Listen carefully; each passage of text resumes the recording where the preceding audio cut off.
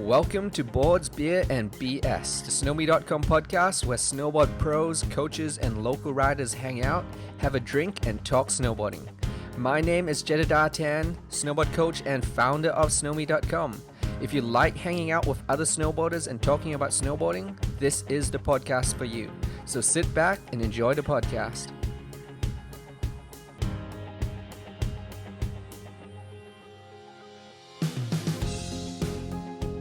Alright everyone, welcome to episode 7 of the Snomie.com Snowboard podcast.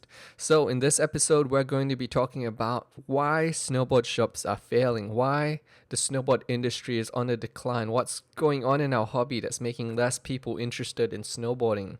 And I'll talk to you guys the reasoning behind this and basically what's going on. I'll show you guys why so many snowboard businesses fail and what's going on in our industry. So if you're interested in that, stick around and let's get into it. So firstly, this podcast is supported by the Snomie.com Snowboard Trick Secrets program. So that is our step-by-step video tutorial trick tips. So if you're interested in learning how to do cool tricks like 180s, 360s, flat ground tricks, rail tricks like board slides and 50-50s, all of that. That's what our Snowboard Trick Secrets program is all about. And unlike those 2-minute tutorials you see on YouTube, they aren't really vague and they don't kind of leave you guessing in certain points. So I think our 180 tutorial is something like 30 minutes long because I break everything down step by step so that you know at every point before, during, and after the trick what you need to be doing to land it successfully. So if you're interested in snowboard freestyle, get started with our free Snowboard Trick Secrets program at Snomie.com. That's SNOMIE.com/snowboard trick secrets. And that's where you can check out our free snowboard trick tip program. Okay, so let's get into the podcast. Okay, so why are snowboard shops failing? Why the decline in snowboarding? What's going on in our industry that's leading to all of these shops closing and all of these small ski resorts having trouble staying in business?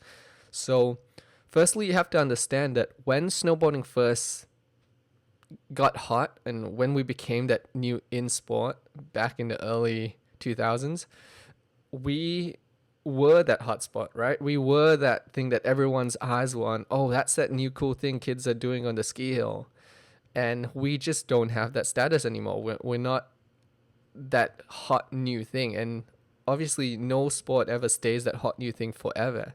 And we had our run in that point and we're not that anymore. So that's just cooled down a lot. And we don't have a lot of that traffic coming in from all the people who want to check out that new thing that people are doing. So that's the first thing to keep in mind. And you can check this out by yourself as well. I'll show you a cool tool and it's called Google Trends. So if you type into Google Trends, or if you want the link, go to the show notes at snomie.com/episode 7. So anytime I talk about a link or anything that I talk about in this podcast, I'll put a link in the show notes at snomie.com/episode 7. So that's snomie.com/episode 7, the number 7, if you want to get all the links that I talk about in this podcast. So in Google Trends, you can type in basically any keyword you want. You can type in basketball, you can type in snowboarding.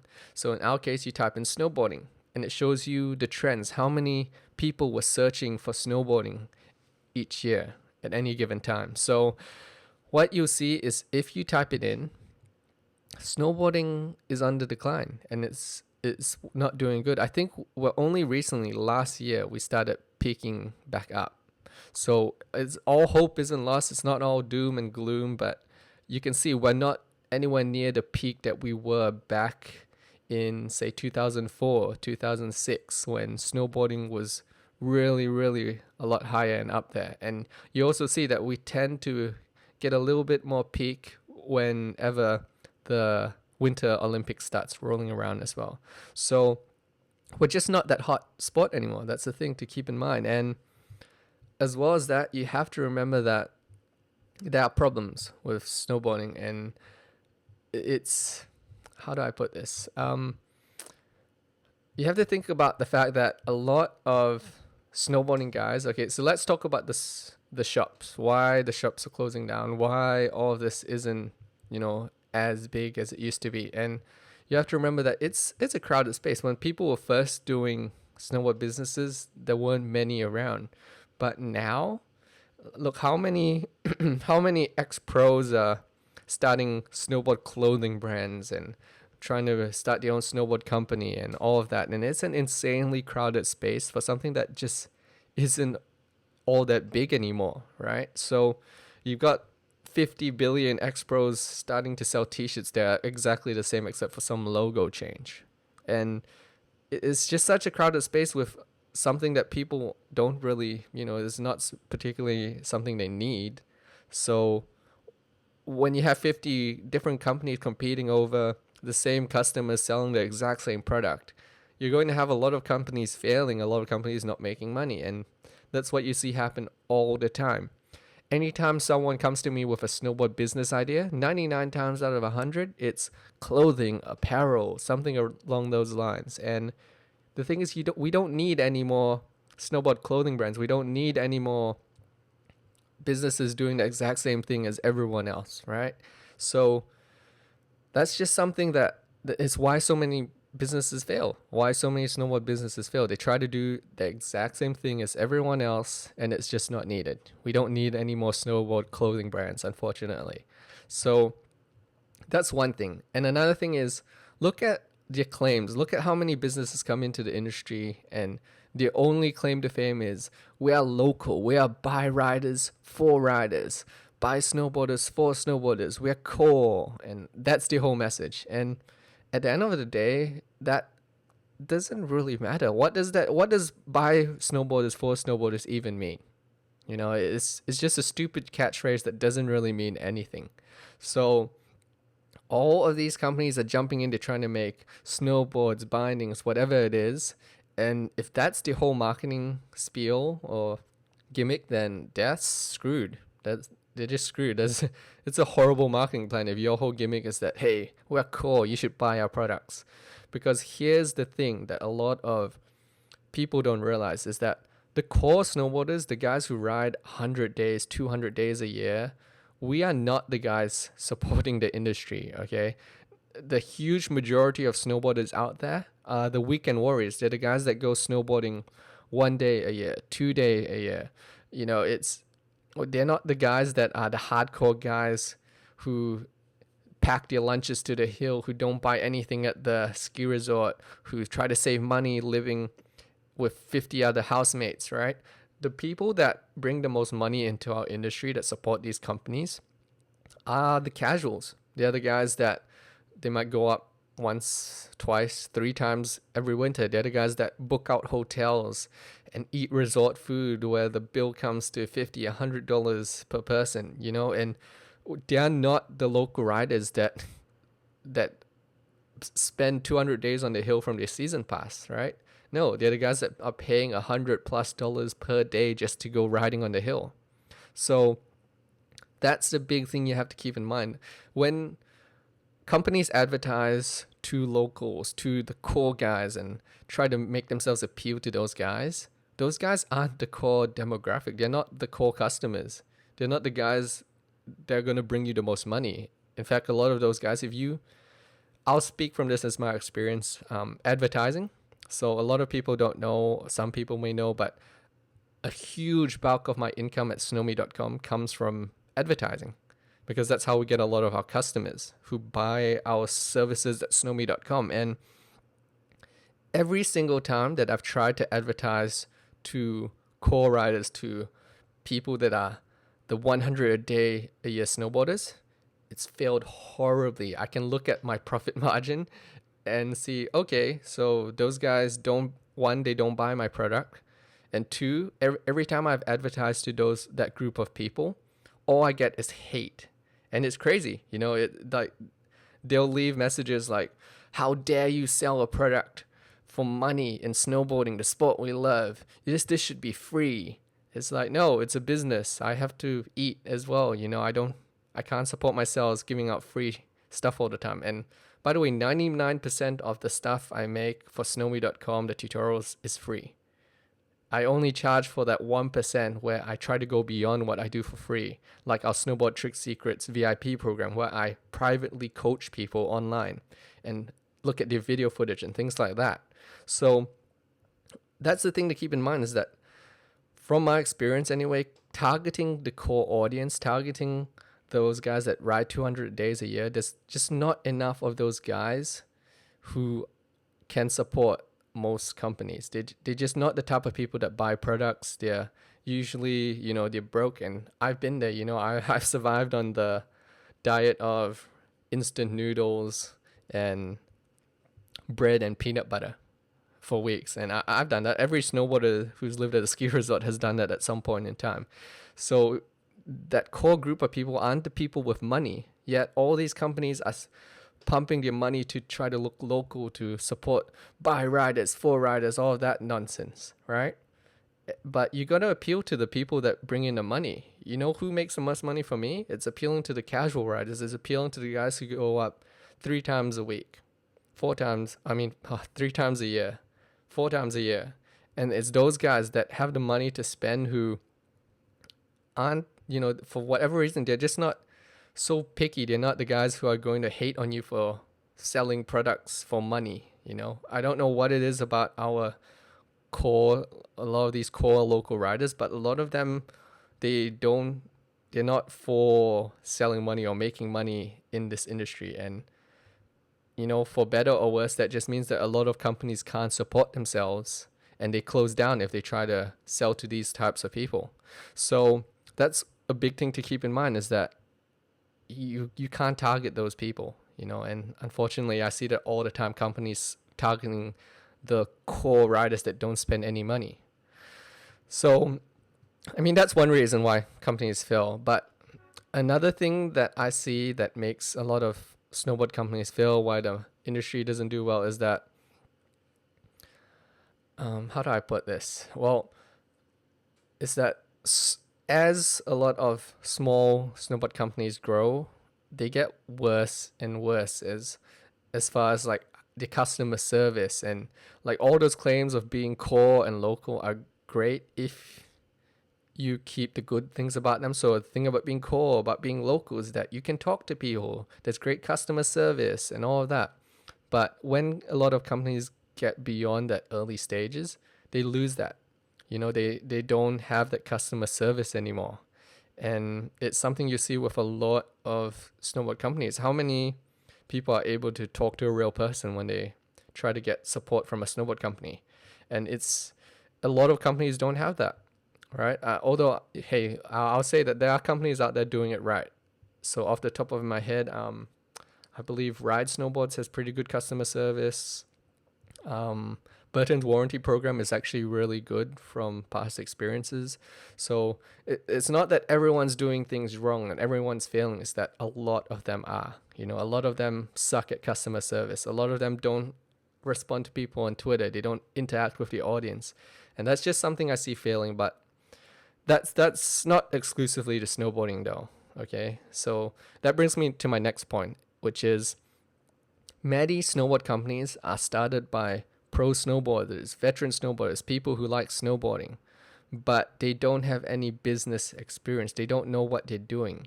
And it's okay to not have business experience, but you still have to make an attempt to learn things, how to do business the right way, how to, market, how to convert customers, all of that.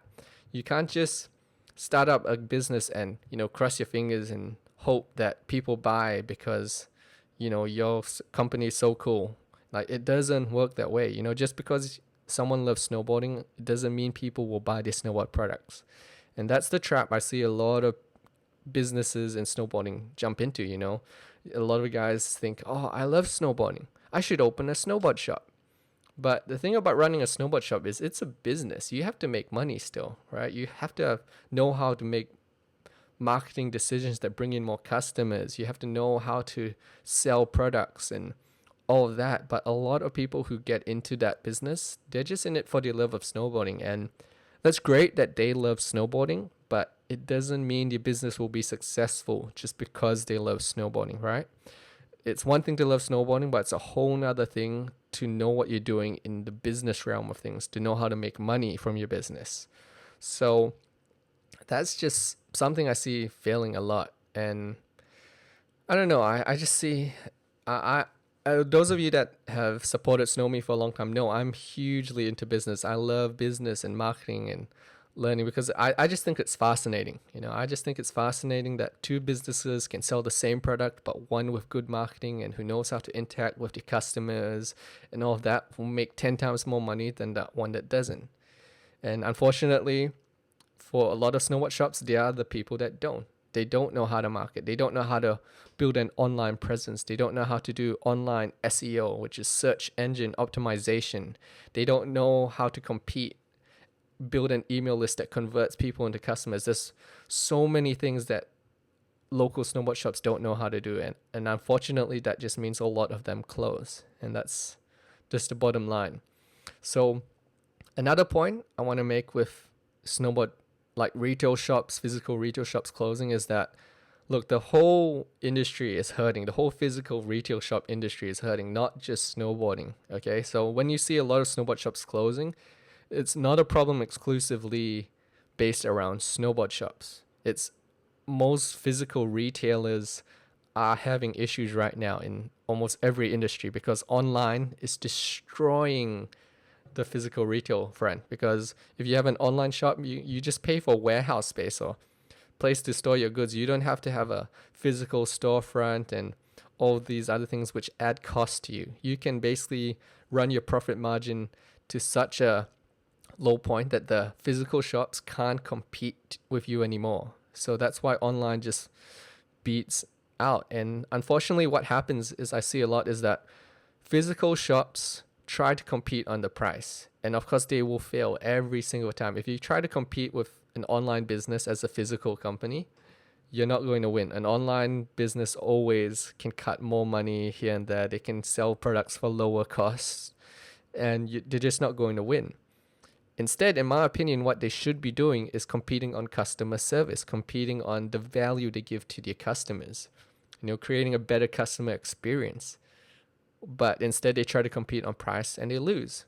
I'll give you an example. For example, why is it that when you go to most snowboard shops, the people trying to help you with the snowboards aren't even all that knowledgeable themselves? If your advantage as a physical snowboard shop is that you have people that you can interact with face to face, why are so many of those guys hired just like random, 18-year-old kids who don't know how to choose a snowboard properly, who just spout random nonsense about sizing your snowboard up to your chin or something that just isn't true anymore in snowboarding? Why isn't the training there? Why aren't they trained on learn how to really, really over deliver and help their customers? Because that's the thing that online shops can't do. Online shops can't compete in that way with physical businesses that have that face-to-face presence. Right? But no, I haven't seen any physical shops doing that. And it's just a value. I don't know. It's something that frustrates me a lot. Sometimes I think, man, I should open my own physical shop. But then I remember that, hey, wait, selling physical products really, really sucks. It's not fun. So that's why I haven't gotten into that space. So, and while we're on the topic, let's talk about why I personally would pretty much never open my own physical snowboard shop or my own company selling physical snowboard goods like snowboards or bindings or things like that. And it's the fact that despite the fact that I think I could do it better than a lot of companies, I would never ever want to jump into that space because I think Avron over at Angry Snowboarder put it the best when he says, you're basically spending $2 million to make $1 million. Like just the amount of money you have to invest in, it's just not worth it. By the time you're hopefully making money, you're making so little that it's just, it's a business of spending $2 million to bring in $1 million, and you're still losing that other million. It's not a good business model, in my opinion. That's why I personally wouldn't get involved in that space. There are far better ways to make money doing what you love than trying to do snowboard hard goods, which is hard, really, really hard. So, yeah, it's it's just not a good industry to get involved with. I wouldn't suggest it to people anyway. It's a tough industry. It's really hard. Okay, so and while on the topic, Avron will actually be on the future podcast. So I was talking to him. He'd like to come on and just talk about snowboard reviews because a lot of you guys liked the last podcast where I talked about snowboard reviews. So Avron's going to come on and he probably has reviewed more snowboards than anyone else on the planet. So if you want to talk snowboard reviews and the snowboard review industry, he's the guy to go to. So he wants to come on and he'll be doing a whole interview / co-host with me for one podcast where we're going to get into the guts of snowboard reviews. And there'll be a future podcast. So, stick around. Sometime in the next few podcasts, he'll be showing up. So, yeah, hopefully that'll be a good show. But back to the topic at hand, why snowboard shops are failing, why the industry is doing badly. Another thing to keep in mind, and I think this will be the last point I'll make for this podcast, is that with snowboard shops, with as the snowboard industry on a whole, a lot of it is due to the fact that, look, we went through that whole economic decline, right? That whole depression, the whole financial crisis, all of that. And when our sport is insanely expensive, which it is, we have lift tickets, gear costs for snowboarding, travel costs. It just is a skyrocket. It is so expensive to go snowboarding compared to skateboarding or basketball. If you go play basketball, you just need a basketball and a hoop somewhere. But you want to go snowboarding, you need accommodation, lift tickets, gear, maybe lessons even, all those other things. It's way more expensive. And when people are on tight budgets, and that's just whole great financial depression and crisis, that's when things like snowboarding get cut. People don't go snowboarding on expensive ski or snowboard holidays when the industry is having those issues, right? And that's just the deal, that's just something we deal with. But I think that's why, as the whole financial crisis is, we're slowly getting over that. I think that's why snowboarding's back, kind of trending back up again. If you go back to that Google Trends link that I talked about earlier, and that's all in the show notes. So remember, snomie.com/episode 7. That's all in the show notes there on Snomie. If you look at the Google Trends graph, you see that in the last year, 2014, snowboarding is climbing back up. So I think it's helped a lot that we're kind of pulling out of that whole financial crisis and people are spending more money again and all that. So, and I mean, another part of it was obviously that the 2014 Winter Olympics was going on as well. And that's kind of given snowboarding a bit of a boost back up again. So I think all of those things combined mean that, okay, snowboarding is not doomed. We can still survive. Things are slowly picking up, but we'll see, at this stage, time will tell how the industry will continue. That's just one reason why snowboarding was having issues. But something to keep in mind, and this will be actually why I should close it because we're starting to run pretty long for this podcast, is that with a lot of ski hills that shut down, a lot of it is, look, if you're not getting as many customers anymore and you're having all these other issues, it comes down to business chops again. How good are the people at running things at business? How good are they at making the money without, going so far that you alienate your core customers, right? So, for example, Whistler Blackcomb. Whistler Blackcomb has been doing amazingly well from what I've seen in the last, I think 2 years. They've actually been making more money despite the fact that they had less customers or less people coming or whatever it is during the winter. I think it was in one of the last 2 years where they made more money despite the fact that they had less customers. So a lot of this comes to business chops, a lot of it is just down to knowing how to. Unfortunately, it's just a lot of the smaller snowboard companies or businesses, they don't have business chops, experience, skills, and how to do that sort of thing to survive when snowboarding is going through that rough patch where the customers aren't there because people aren't going snowboarding as much, right? So yeah, I mean, those are my thoughts on it anyway. And one more thing I'll add is that skiing is kind of taking back a lot of people as well, because from skiing point of view, a lot of it's catching up. It's the technology. For a while, the technology was a little bit behind snowboarding. There was always that running joke that if you want to see what skis are doing next year, look at what snowboardings are doing this year. Right? Look at what snowboard companies are creating this year, and then skis will just copy and put that into skis the next year.